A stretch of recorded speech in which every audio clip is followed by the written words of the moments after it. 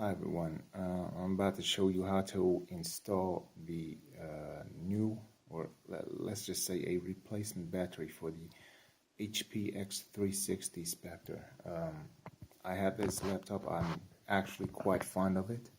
It's a convertible touchscreen laptop thing. I had it for a couple of years now, probably 3 or so. The thing is, at some point, the original battery, which is now here, it started malfunctioning, and upon opening the lid, you see one of the cells is swelling up. Maybe might even explode or whatnot. So what happened that I knew the battery was malfunctioning? At some point, the keyboard was acting funny. Started typing things I didn't even write. For instance, I hit the E button and it started typing ER. Hit the 4 button, I started typing 4-5. So my initial thought was, there's something with the keyboard. Let me clean it out or whatever. Maybe there's something stuck in there, whatever. So upon opening, I came across this pile. This I did later on, so that was not part of it. I ordered the new battery. It cost me about $44, and I tried to install it. Did not actually fit as I hoped it would, because you see this port here. You connect it underneath. This is the audio cord or audio connection. So that's a bit irrelevant. The thing is this.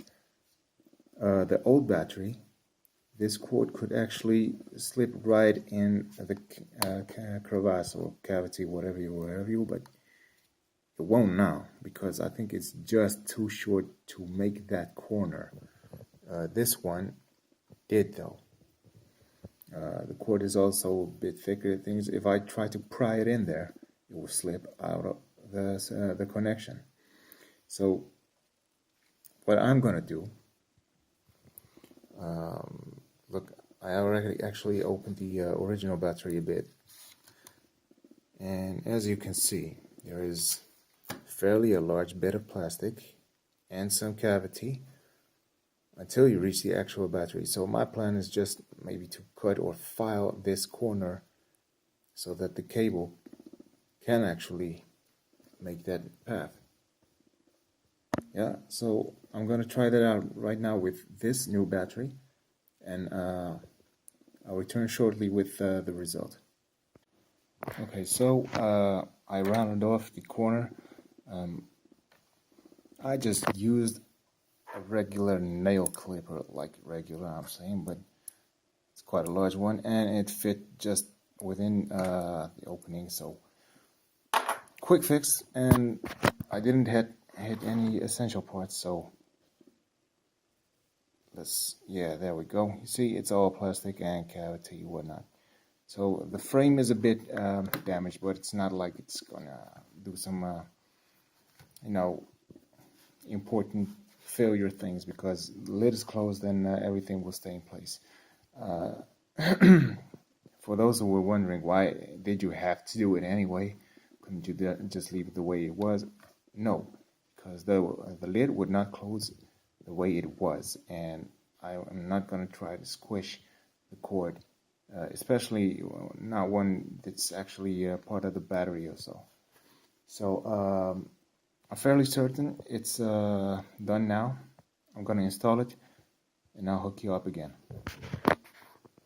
Okay, so I managed it. It's in there. The socket looks good. Now another issue arose. You see, you should actually fasten this with 4 screws, and I only managed to fasten 2, because the remaining ones, they don't line up. What is this? There's always something.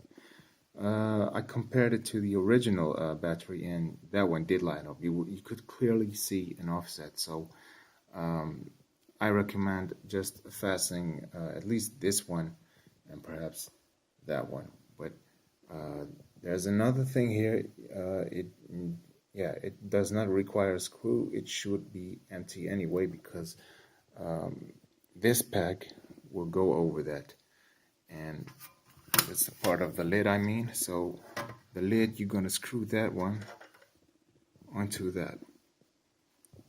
So this lid is also a bit tricky in closing, but you can figure that one out for yourself. Anyway, if you encounter such a problem as I had, here's your solution. Hope it'll help you out, and have a good day.